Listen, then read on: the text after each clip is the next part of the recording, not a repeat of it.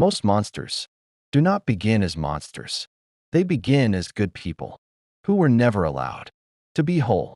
They begin as children who learned early that certain emotions were dangerous: anger, jealousy, desire, power, selfishness. So they buried them, and everyone applauded, because society rewards the appearance of goodness far more than psychological honesty. Carl Jung warned that nothing is more dangerous than a good person who has never met their shadow, because what is denied does not disappear. It waits, and when it finally returns, it does not knock. It breaks in. Most people imagine evil as something foreign, something external, something other, a villain, a tyrant, a monster out there. But Jung saw something far more unsettling. Evil is not the opposite of good. It is the byproduct of unconscious goodness, the kind of goodness that is performative, repressed, split from truth, the kind that smiles while swallowing rage, the kind that forgives while storing resentment, the kind that says, "I'm fine," while slowly rotting inside. This is where monsters are born, not in hatred, but in denial. When a person is taught that they must always be kind, always agreeable, always moral, always light, they learn a dangerous lesson, that parts of them are unacceptable. So those parts are pushed into the dark. Jung called this the shadow, not because it is evil, but because it is unseen.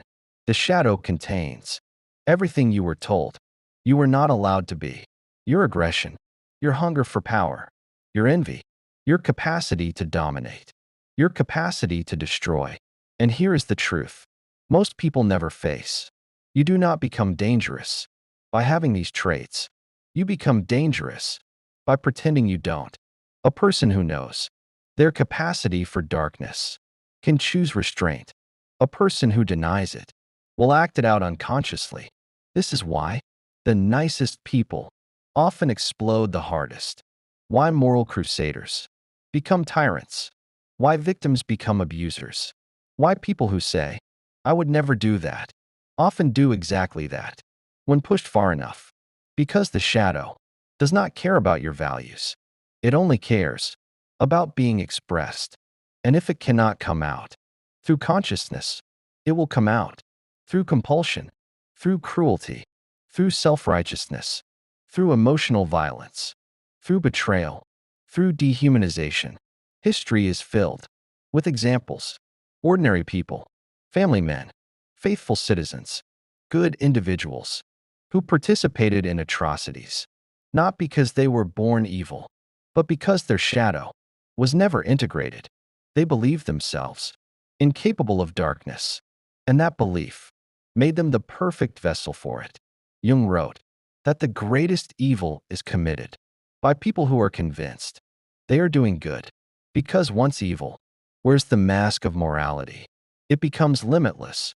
A monster who knows they are a monster can be stopped. A monster who believes they are righteous cannot. This is why shadow work is not spiritual decoration. It is psychological necessity. To meet your shadow is to look directly at the parts of you that could harm others. If left unconscious, it is to say, "Yes, I am capable of this." And precisely because you admit it, you are no longer ruled by it. The most dangerous phrase a human can say is, "That's not me," because whatever isn't you will soon control you. Good people do not turn into monsters overnight. They turn slowly, by avoiding conflict, by suppressing anger, by over-identifying with virtue, by outsourcing their aggression to institutions, ideologies, leaders, or mobs. They tell themselves they are peaceful, but peace is not the absence of aggression. Peace is aggression that has been mastered. A person who has no access to their anger does not become harmless. They become manipulable, and when given permission to release that buried force under the banner of morality, it erupts with interest. This is how cruelty justifies itself. This is for the greater good. They deserve it. I'm just doing what's right. The shadow loves slogans, because slogans silence conscience. And once conscience is silent, anything becomes possible. If this feels uncomfortable, good. Discomfort is the signal that something true has been touched. This work is not about becoming darker. It is about becoming honest, because only the person who knows their inner monster can choose not to unleash it. The rest are merely hoping they are good enough to stay safe. And hope is not protection. Most people believe the shadow only appears in moments of extreme pressure. But that is not true. The shadow leaks. Every single day, it leaks. Through passive aggression, through sarcasm, through superiority, through silent punishment, through being the bigger person, while secretly wishing harm. It leaks. Through moral arrogance. Because when someone believes they are good, they stop questioning themselves. And the moment self-questioning stops, corruption begins. The shadow does not announce itself as darkness. It announces itself as justification. I had no choice. They pushed me. Anyone would have done the same. I'm only reacting. But reactions are not innocent. They are rehearsed. Every reaction is a habit. Every habit is a pattern. Every pattern is an unconscious agreement you made long ago, usually in childhood. This is where the transformation begins. A child learns very early what earns love and what risks abandonment. Some children learn that obedience equals safety. Some learn that silence equals survival. Some learn that being good is the price of belonging. So they comply. They become polite, helpful, easy, responsible, emotionally self-erasing. And the world rewards them. Teachers praise them. Parents rely on them. Friends lean on them. But inside, something fractures. Because no child can erase their instincts without consequence. Aggression does not disappear. When it is forbidden, it turns inward. It becomes self-criticism, self-sabotage, chronic guilt, emotional numbness, or it waits. Waiting is the most dangerous phase because the shadow grows in proportion to how long it has been ignored. What is denied for years returns with force, and when it does not return as anger alone. It returns as righteousness. This is the pivot point. The moment a good person believes their anger is justified by morality, the monster wakes up. Now the aggression feels clean, necessary, deserved, even virtuous. And this is how people commit acts they once swore they were incapable of. They dehumanize, not because they are cruel, but because they are convinced they are right. Dehumanization is the shadow's favorite tool. Once someone is reduced to an idea, a label, a category, empathy switches off. And when empathy disappears, conscience follows. This is not a flaw of character. It is a flaw of awareness. The unconscious person does not choose evil. They enact it. And afterward, they rationalize it. This is why monsters rarely see themselves as monsters. They see themselves as victims, as warriors, as protectors, as saviors. The shadow loves heroic narratives. Because if you are the hero, anything you do becomes justified. Punishment becomes justice. Cruelty becomes truth. Domination becomes leadership. And anyone who questions you becomes the enemy. This is how entire identities are built on shadow possession. A person does not say, I want power. They say, I'm standing up for what's right. A person does not say, I want control. They say, I know better. A person does not say, I'm projecting my pain. They say, you're the problem. Projection is the shadow's escape hatch. Whatever you refuse to see in yourself, you will hunt relentlessly in others, and you will feel morally superior while doing it. This is why the most dangerous people are not those who admit their darkness, but those who are convinced they have none, because they outsource their shadow to the world. They find enemies everywhere, and every enemy gives them permission to unleash what they've been suppressing their entire life. This is how good people become cruel without realizing it. They believe they are reacting to evil, when in reality, they are meeting their own reflection. And the more they fight it externally, the stronger it grows internally. The shadow cannot be defeated. It can only be integrated. Integration does not mean indulgence. It means ownership. It means saying, yes, I am capable of cruelty. I am capable of hatred. I am capable of destruction. And because you know this, you watch yourself. You slow down. You question your certainty. You resist the intoxication of righteousness. You do not trust your first reaction, because first reactions belong to the shadow. A conscious person pauses, not because they are weak, but because they understand what lives inside them. The monster only wins when it is denied. When it is named, it loses its grip. Most people are not evil, but most people are unconscious. And unconsciousness is enough. There is a moment in every life when a person realizes that the enemy they've been fighting is not outside them. It is a terrifying realization, and it is the beginning of consciousness. Carl Jung called this moment the confrontation with the shadow, not metaphorically, not symbolically, psychologically, because the shadow is not your dark side. That phrase is too gentle, too poetic. The shadow is everything in you that was pushed out of awareness because it threatened your belonging, your identity, or your sense of being loved. It is not evil by nature. It becomes destructive only when it is denied. Most people imagine that monsters are born from trauma, cruelty, or hatred. But Jung discovered something far more disturbing. Monsters are born from virtue without awareness, from goodness that never questioned itself, from morality that never integrated instinct, from kindness that never learned how to say no.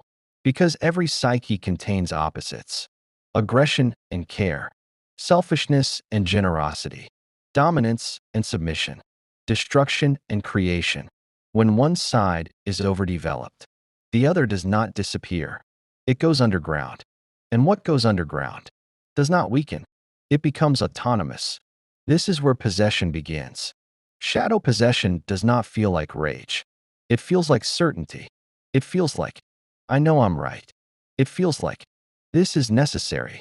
It feels like, I've tolerated enough. This is why the most dangerous moment is not when someone loses control. It is when they feel justified. Jung warned that when a person identifies with a moral position without recognizing their shadow, they become inflated. Inflation is not arrogance in the usual sense. It is identification with an idea larger than the self. The person is no longer acting. They are being acted through. And this is where atrocities begin. Not just historical ones, but personal ones. Cruel words spoken for their own good. Cold withdrawal disguised as boundaries. Punishment framed as self-respect. Emotional abandonment justified as growth. The monster does not announce itself with horns and violence. It arrives wearing insight. This is why Jung insisted that the goal of psychological development is not goodness. It is wholeness. Goodness alone is brittle. Wholeness can hold contradiction. A whole person knows, I am capable of love, and I am capable of harm. And because they know this, they are careful. They do not trust their righteousness. They do not worship their anger. They do not confuse emotional intensity with truth. Most people never reach this point because it requires mourning. You must grieve the image you had of yourself. You must let die the fantasy that you are, only kind, only fair, only patient, only reasonable. This death feels humiliating, which is why the ego resists it. The ego would rather become monstrous than small. It would rather be right than conscious. This is why shadow work is not attractive. It does not make you feel special. It makes you feel responsible. Responsible for your projections. Responsible for your reactions. Responsible for the harm you are capable of, even when you don't intend it. Jung observed that what we fail to integrate personally, we encounter collectively. This is not philosophy. It is psychological law. When individuals refuse their shadow, societies carry it. Scapegoats emerge. Enemies are manufactured. Simplistic narratives dominate. And suddenly, cruelty feels normal. Not because people are evil, but because they are unconscious together. But this process also happens inside relationships, inside families, inside friendships, inside spiritual communities. Wherever goodness becomes an identity, the shadow waits patiently, and when it emerges, it does so with force, equal to how long it was denied. This is why people say things like, "I don't recognize myself anymore." They do not realize that they are meeting themselves for the first time. The monster is not a new creation. It is a long-exiled resident. The task is not to banish it. Jung was explicit about this. Repression strengthens the shadow. Moral condemnation energizes it. Violent suppression guarantees its return. The only thing that transforms the shadow is consciousness, not passive awareness. Active dialogue. You must ask yourself questions most people avoid. Where do I enjoy feeling superior? Where do I punish instead of communicate? Where do I withdraw love to gain control? Where do I hide my aggression? Behind silence or spirituality? Where do I secretly want revenge? While calling it justice, these questions are uncomfortable because they strip away innocence. But innocence is not the same as integrity. Integrity includes darkness. This is where individuation begins. Individuation is not becoming better. It is becoming less divided, less split between who you think you are and what you actually feel, less split between what you show and what you hide. The more divided a person is, the more dangerous they become under pressure, because pressure collapses defenses, and whatever was repressed comes out raw. This is why Jung said, neurosis is always a substitute for legitimate suffering, the suffering of self-knowledge, the suffering of admitting, I am not who I thought I was. But on the other side of this suffering is freedom, because when the shadow is integrated, it no longer controls behavior. Aggression becomes assertion, anger becomes clarity, instinct becomes intuition. The energy that once fueled resentment becomes vitality. The monster becomes strength, not moral strength, psychological strength, the kind that does not need enemies to feel powerful, the kind that does not need righteousness to feel secure, the kind that can say, I see what I am capable of, and I choose differently. That choice is what separates a conscious human from a possessed one. This is why Jung believed that evil is not defeated by goodness.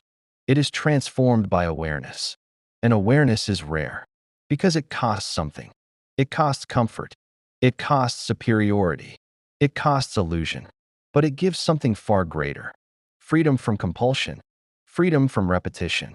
Freedom from becoming what you fear. Most people spend their lives trying to avoid the monster.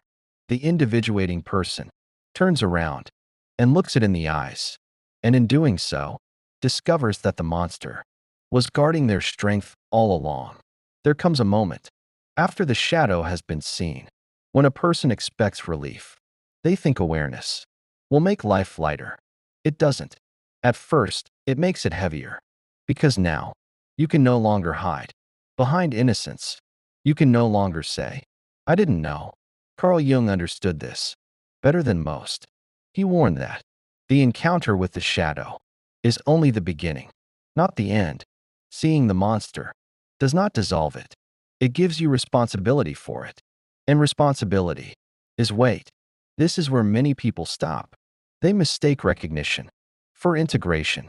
They say, yes, I have a shadow, and then return to the same patterns, just with better language. But the psyche is not convinced by insight. It is convinced by behavior. Integration is not a thought. It is a lived discipline. It is the slow, unglamorous work of choosing differently when the old impulse arises. And the old impulse will arise again and again, because the shadow does not disappear. It matures, or it dominates. Those are the only two options. This is the point where the monster either becomes a servant or a master. If you do not consciously integrate it, life will force you to, through consequences, through broken relationships, through regret, through shame, through moments where you realize you've become the very thing you once despised. This is not punishment. It is feedback. The psyche always corrects imbalance. If you avoid conscious responsibility, you will receive unconscious suffering. This is why Jung believed that the moral task of adulthood is self-confrontation, not self-improvement. Improvement implies comparison. Confrontation implies truth. And truth is uncomfortable because it removes excuses. Once you see your capacity for harm, you must decide what kind of person you will be when no one is watching. This is where character is formed, not in ideals, in restraint, not in proclamations, in pauses, not in what you say you value, in what you refuse to do, even when it would feel satisfying.